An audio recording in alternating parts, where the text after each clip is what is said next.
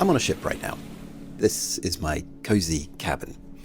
And we're off the coast of a part of Arctic Norway called Lofoten. It might be the most beautiful coastline anywhere in the world.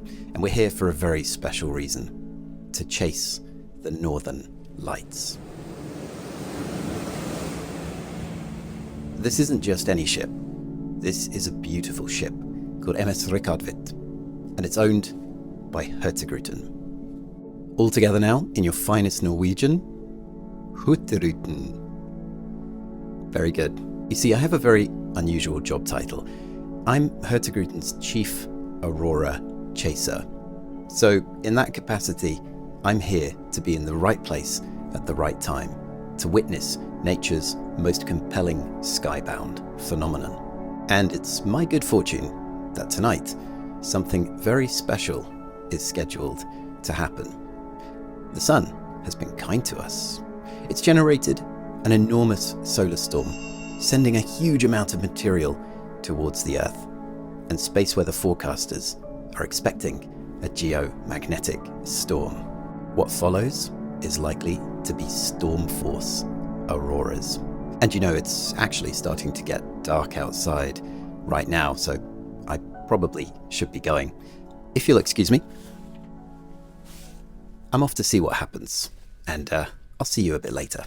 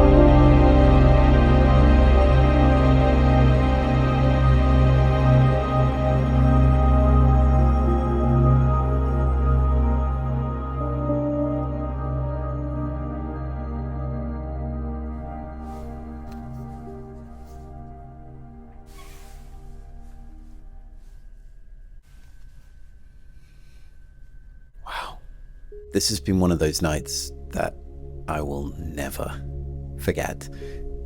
An amazing display, no question. But the color, oh my goodness. The color, vivid, dreamlike, beautiful colors. And it's great for me because that's exactly what I was planning to talk about. The color we see, the color our cameras see, where it comes from, and why it looks different. If you've seen the Northern Lights before, then you probably already know from experience that the colors don't appear to be as vivid to the eye as they seem to be to the camera, but they are real. Our eyes have two different vision systems. So during the day, there's loads of light bouncing around. We see the world in full color, thanks to three different varieties of photoreceptor cells that we call cones. And they're sensitive to red, green, and blue, allowing us to build up a vivid picture of the world in front of us. But when the light level is low, our eyes switch over to use a different vision system based on a different kind of photoreceptor cell, rod cells. And rod cells don't actually differentiate colors. So when the light level around us is low, colors appear very pallid, and this is particularly true of the northern lights. The green color that's so common in photographs is more of a suggestion of green to the eye, and there are other colors in the lights too, which are even more challenging to see. I personally have seen hundreds of auroral displays, and I know from experience that while they may not appear as vivid as they do in photographs, the colors of the lights can be seen by eye.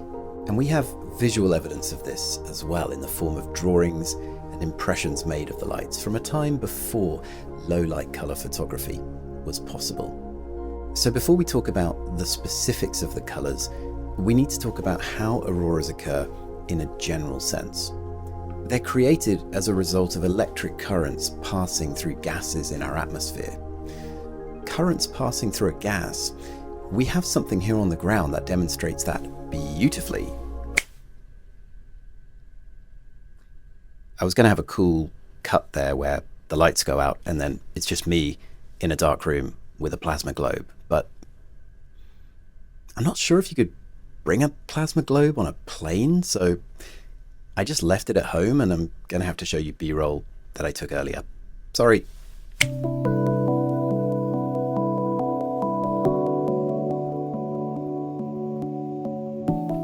In a plasma globe, there are two gases, typically neon and argon, and in the center of the globe is an electrode that generates a current.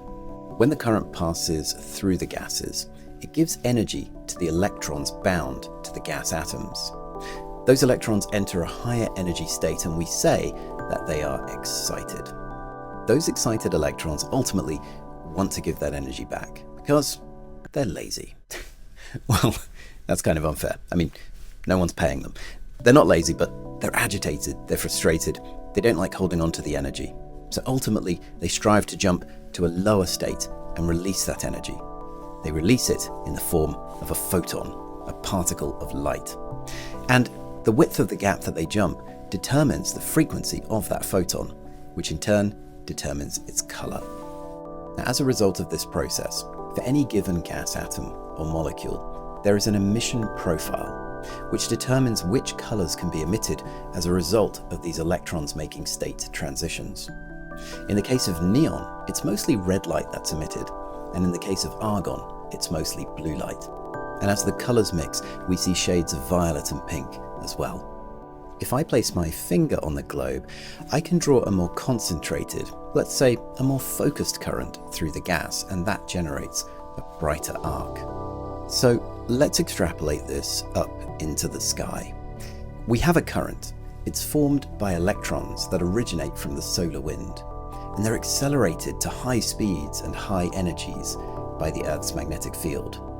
They find their way into the ionosphere around the geomagnetic poles, and as they plunge down through the gas atoms above our heads, they interact with them, precipitating down through a series of collisions, giving those gas atoms energy, which ultimately they give back as light. But how and why do we get so many different shades of color? Well, just like the plasma globe, our atmosphere contains two prominent gases. Those are nitrogen and oxygen. Now, at about 1,000 kilometers above the surface of the Earth, the upper portion of the auroral curtain begins. Up here, atomic oxygen is excited by the solar electrons pouring down through the ionosphere. So high up in the atmosphere, the gas is incredibly rarefied. It's practically a vacuum. And so those excited atoms travel a long distance, perhaps several kilometers, before they begin to radiate. When they do so, the electrons make a series of small state transitions, giving off low energy red photons. What happens when we get lower down? we see a bright green part of the curtain. Surely this is generated by a different gas, right? Wrong. This is atomic oxygen as well, but something different is happening here. Firstly, these oxygen atoms are not as sparsely spread out as the ones higher up in the curtain. I mean, it's still nearly vacuum conditions as far as you and I are concerned, but these atoms are more likely to encounter each other, and they'll take that opportunity to release a large amount of energy. Also, these atoms are overexcited. They're overexcited because there is nitrogen nearby, and that nitrogen is also ionized by the solar electrons. The free electrons knocked out from the nitrogen will go out and interact with the oxygen atoms, delivering even more energy. So these oxygen atoms are being excited not only by solar radiation, but by free electrons within the ionosphere as well. Right at the bottom of the curtain, something else happens, and it's pretty interesting. Here, molecular nitrogen plays a strong role, in a band between about 85 up to 100 kilometers above the ground. Nitrogen molecules, excited by solar electrons, can release blue light. However, they can also release electrons when they become ionized, and those free electrons can also excite other nearby nitrogen molecules. Now this happens at a lower energy, so these molecules release red light. And this mixing of red and blue can form extraordinary violet and pink hues right at the bottom of the curtain that flicker in and out of visibility. But at times the pink can be dazzlingly vibrant, almost electric pink. If you see it during a bright display, your mind's eye will remember it forever. And finally, we have an array of colours that don't really match the emission profile of oxygen or nitrogen. Sometimes we might see a salmon pink or an orange or yellow colour in the lights. And this is made possible because the colours are mixed together. So this is the way that our eyes and our cameras ultimately perceive them. Now, because we often look through these colossal but ultimately very tenuous glowing structures in the sky, we can't always differentiate the colours by altitude. But on those rare and special nights, a perfect auroral curtain will open up ahead of you, and you can see laid out in the sky the gradient of physical processes that creates the vibrant character of the Earth's auroras.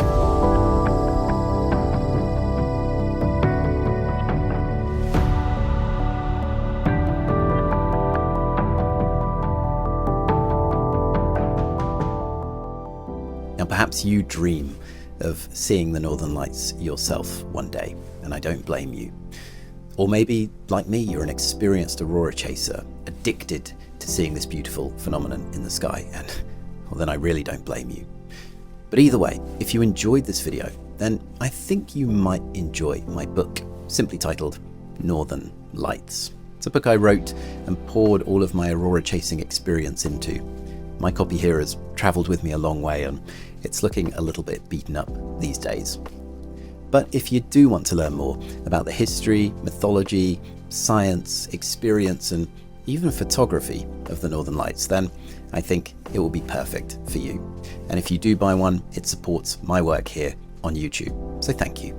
And if you'd like to see more content like this, then I suppose you could subscribe to me here on YouTube, but to be honest, that doesn't always work for me. So if you want to be double extra sure that you're not going to miss out, then click the link in the description and sign up to my mailing list. I promise I won't spam you often, but I will let you know when more videos are on the way. Oh, and at my website, you can find out more about my work, and you can explore all of my books. So I hope you enjoy looking around, and well, if you're going to go chasing the Northern Lights, I wish you very clear and colourful skies. See you in the next one.